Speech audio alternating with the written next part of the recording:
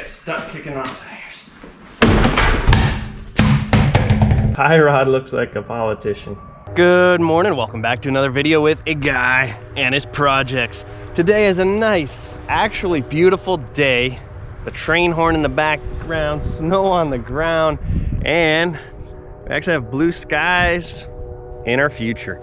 So today it is like 20 degrees, so it's not bad. It's actually really nice. Anyway, today I am showing you what we've done on the 2016 Ford Escape 2.0 liter EcoBoost Titanium. So if you've seen my previous video, not the last one I posted, but the last one I posted about this Escape, you've seen the condition it was in. You saw the broken fender, the busted hood, the fender well, the bumper, all of that, the windshield, and we have corrected most of that. So this is a driver now. I've actually been driving this back and forth to work in the winter time, and it's actually been really nice. It does fantastic. I put the Bridgestone Blizzak DMV 1s, I think they're 1s, they might be 2s, whatever, on the wheels. Traction on the ice. The snow, yeah, who cares about the snow? I don't mind the snow, but the ice sucks, and the Blizzaks make driving on the ice so much nicer. It is ridiculous. And with the all-wheel drive system, or the four-wheel drive system as it may be on this car, it actually does fabulous. Also helps, it only weighs like 4 pounds, so it just kind of floats on top of everything, but still. Anywho, back to what we've done. So we've already covered the fact that this is the Ford Escape 2016 Titanium EcoBoost, not all-wheel drive, four-wheel drive system. I actually haven't dove into understanding the four-wheel drive system in this car yet. From what I understand at a surface level is it's front wheel drive all the time, and then if it starts to slip, it kicks in the rears. I think that's how it works. I haven't researched that. That's just surface level understanding, but that's what I understand, and it actually does fantastic. This is the color. I like the color. We're gonna have to address the color up here, but as we know, if you've watched my last video, this was a donor car, the white one. I pulled all the parts I needed off of it, got it all prettied up, and she is back together. So, oh hey, there's deer. I just scared the deer out. Probably didn't see them. Anywho, so we got the windshield replaced as well. So this windshield is huge. I didn't realize how big it was with the cracks in there because they were all distracting, and this like whole half was broken. But when you have a fresh piece of glass in there, it is gigantic. So Frontier Glass of Bell Whoosh did that for me, so thank you very much. But we put the hood on. So the passenger headlamp on the red car, the original headlamp, was completely disintegrated in like 500 pieces. So I had to use the headlamp from the white car over here, which is slightly yellow, because the ones from the red car were crystal clear. So we also used this side from the white car just so they would, you know, be visually appealing. That said, on the fog lights, they were destroyed on the white car, so we reused the fog lights from the original red car, which was actually interesting, so it's kind of cool. But everything came out pretty decent. I guess we should start in order here. So the way the bumper lines up to the fender on the driver's side is absolutely perfect. No issues there. Didn't expect them, but you know, just so you know, there's no issues. The hood, if you look at this side of the hood on the driver's side, you can see it is very, very close. In fact, it's pretty much touching there. I'm not happy with that. It is touching the headlamp, and then there's a big old gap up here. I'm not a body guy, guys, so keep that in mind. This gap, I believe, is supposed to existed on the other one too, but this gap up here, I've seen some other cars in like Walmart parking lot, and that looks good. This does not look good. I can't make it look good.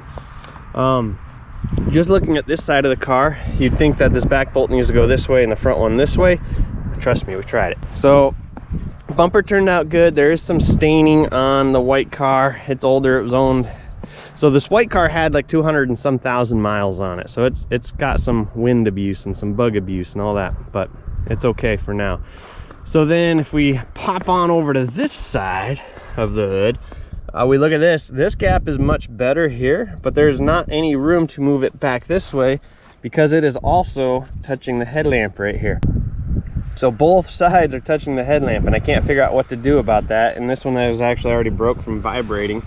And then big old gap up here. And these are the headlamps that came with the hood and the bumper. These are the White Cars headlamps. So I'm stumped on that. I haven't been able to figure that out.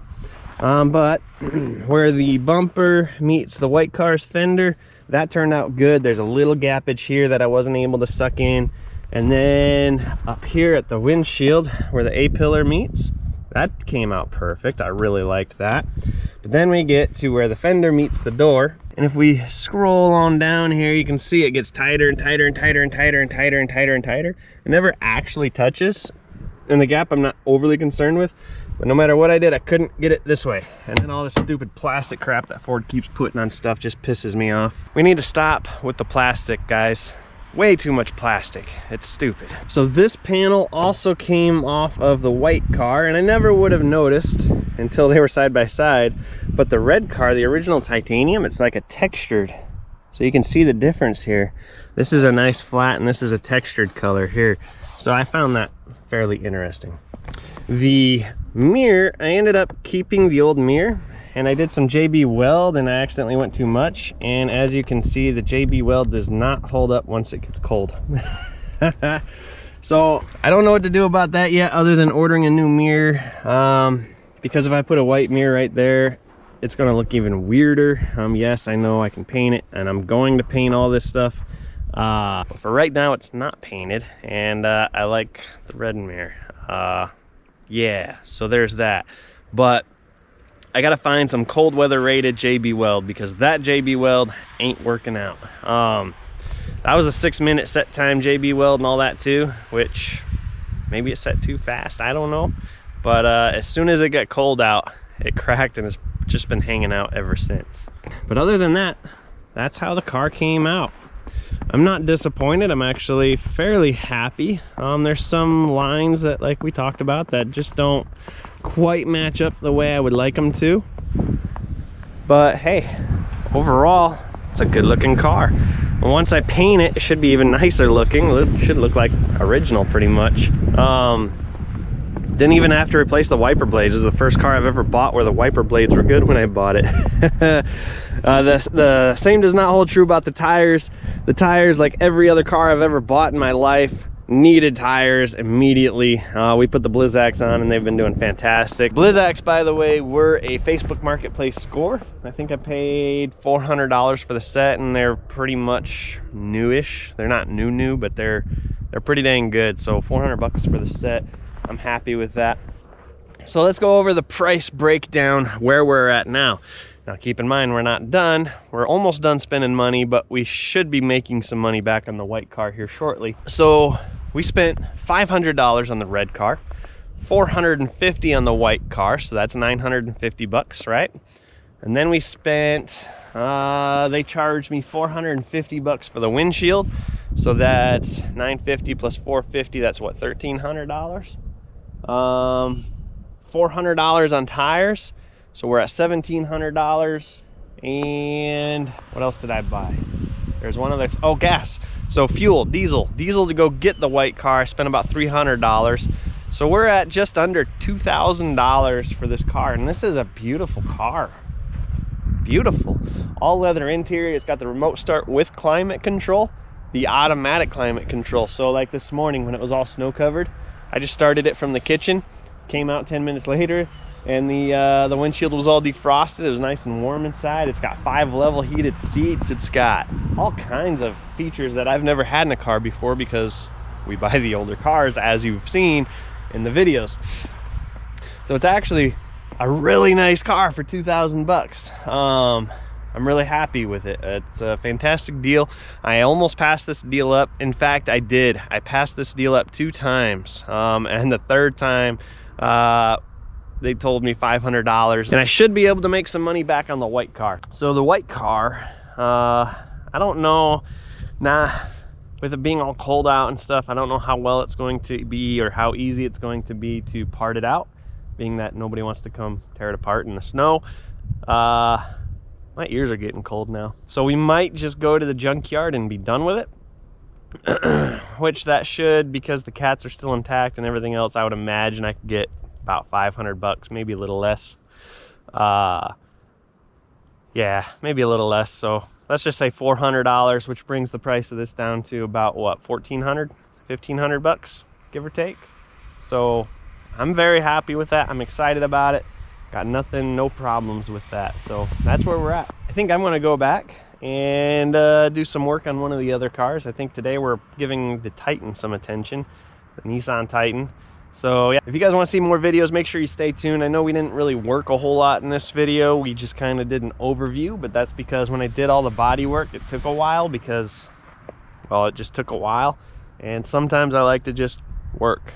And I like to have the music on. I like to enjoy myself. And when I'm filming, it's usually less enjoyable. So sometimes I just don't film. And that's all there is to it. So yes, I know more of an overview video for you, but stay tuned. We will work on this car. We will be painting it. We got to do all the general maintenance to it that you got to do. It's only got 70,000 miles on it, but we're going to do transmission maintenance, drivetrain maintenance, all that stuff that we should be doing on a car. Remember, hit the subscribe button, comment down below, all that good stuff. I've got a ton of videos on YouTube, over 250, and tons of different cars, tons of different trucks, SUVs, Jeeps, all that stuff, minivans. They're all on the channel. So stay tuned, subscribe, comment, keep coming back, and I'll keep posting. We're going to probably get some aftermarket floor mats. Oh, I mean, this is holding up pretty decent for what it is, but still getting used to this finally, the push button start. All right, let me turn this down. Let me turn the fan down for a minute. So, yep, 70, I don't know if you can see that, but 72,487 miles right now, which means I've put about 600 on it at this point. And yeah, pretty happy with that.